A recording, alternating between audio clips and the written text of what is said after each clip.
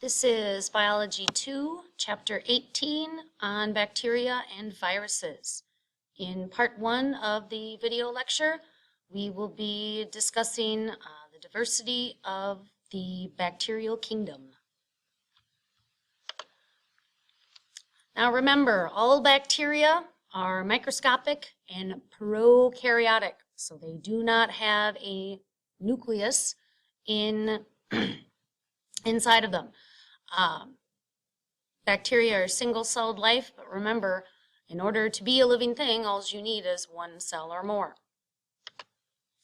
So when we take a look at the different kingdoms and domains of bacteria, the eubacteria are your general types of bacteria. When you think of bacteria, this is the kingdom that it's placed in.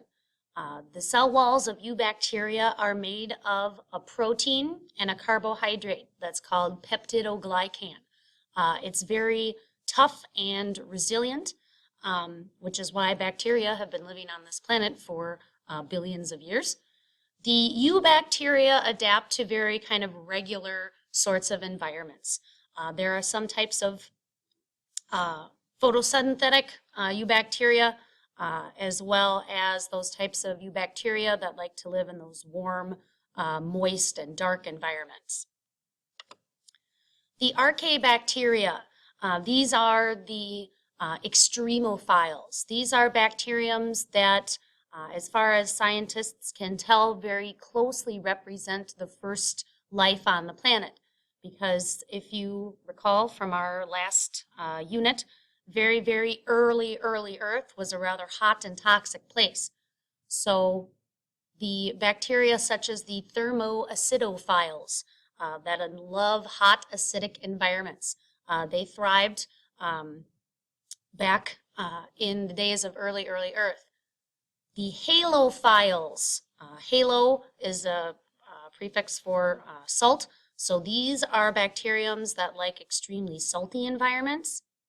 And the methanogens, these are the anaerobic archaebacteria. They will give off methane in a no oxygen environment. So all bacteriums, even though they're only one cell, they do have a couple of components that you will need to know. The nucleoid is the area where the chromosomes are inside the bacteria. There is no nucleus.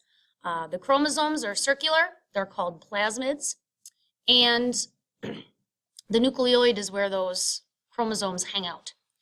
The capsule is the layer around the cell wall. It's made out of a polysaccharide.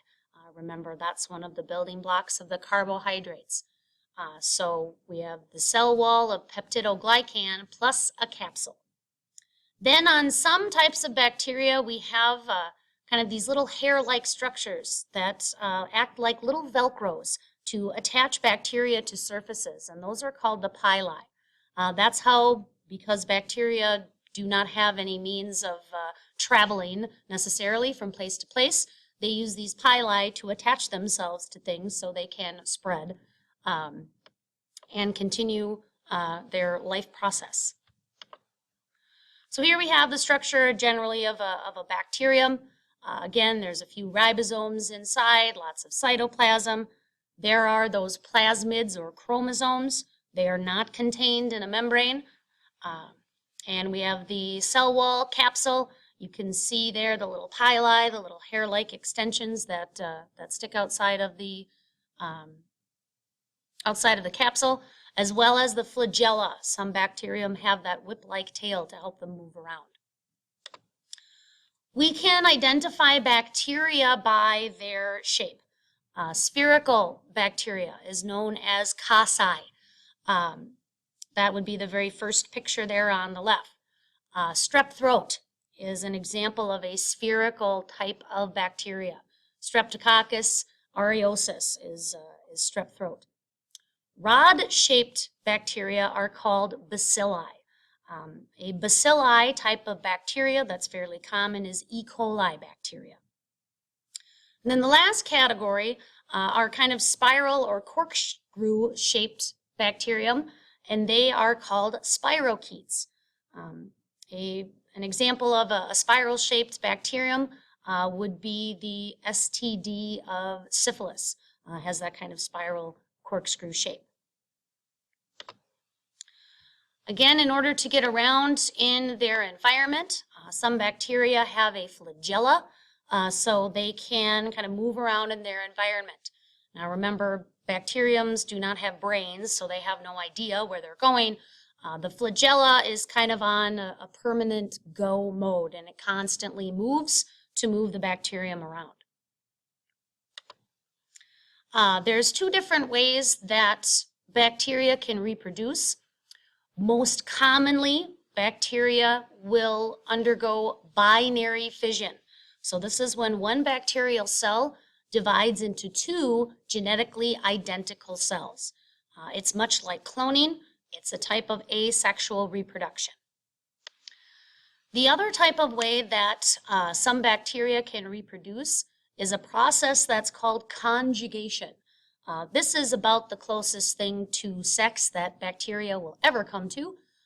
This is where two bacterial cells will just exchange bits of their plasmids. So they exchange a little bit of their DNA, which technically is going to make a new combination when the cell then divides. So how do these prokaryotes and bacteriums get their energy? Some are photoautotrophs, so they photosynthesize.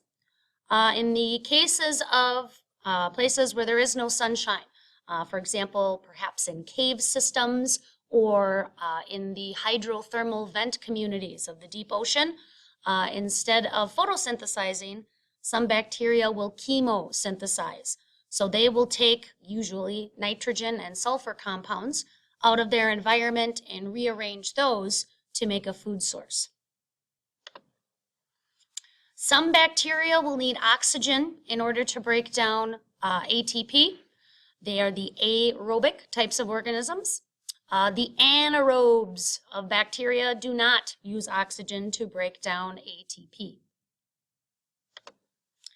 So bacteriums have lived on this planet for billions of years.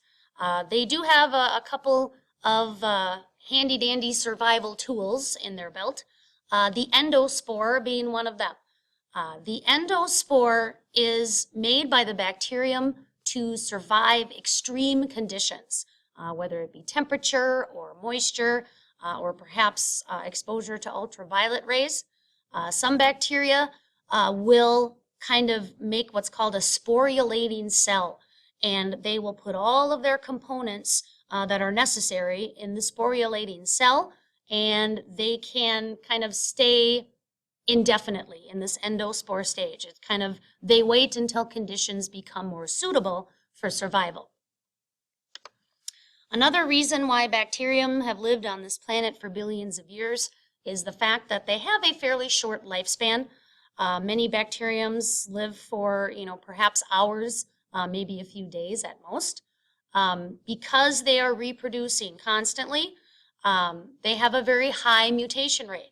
And if mutation happens, that's a permanent change in the DNA, and that gives genetic diversity. This is one of the reasons why pharmaceutical companies are having problems keeping up with antibiotics, is because bacteriums are mutating and the antibiotics are no longer effective. So where do bacteria hang out? Well, they hang out pretty much everywhere on the planet. Some particular important players in the ecology of bacteria are those nitrogen-fixing bacteria. We've talked about those in our first unit. They are the only organisms that can take nitrogen directly out of the air. A lot of times the nitrogen-fixing bacteria live on the roots of plants, and so they can take that nitrogen from the air and directly give it to the plant and keep the food web still webbing. The nitrogen-fixing bacteria are kind of called nature's recyclers. There are a lot of types of harmless bacteria. We call that bacteria normal flora. Normal flora are most of the bacteria that live either on our body or inside our body. We need them to help us survive. A lot of bacteria live inside our intestinal tract. They help us digest our food. They help keep other types of bad bacteria out.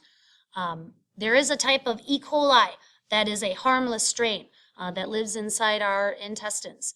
They cause no problems, and actually we need them to help survive. Foods and medicines also contain bacteriums. They can help in the processing of food, like something like yogurt, and they can actually be made into an antibiotic. So bacteriums can be made into medicines to kill other bacteriums. Now, when most people think of bacteria, they think disease or illness. But actually, there is such a small percent of bacteria that actually cause disease. At this time, less than 1% of known bacterial strains actually cause sickness. But the reason why they do is because they multiply very quickly at the infection site and they secrete toxins, and those toxins are what causes the infection. This has been Chapter 18 on bacteria and viruses for Part 1.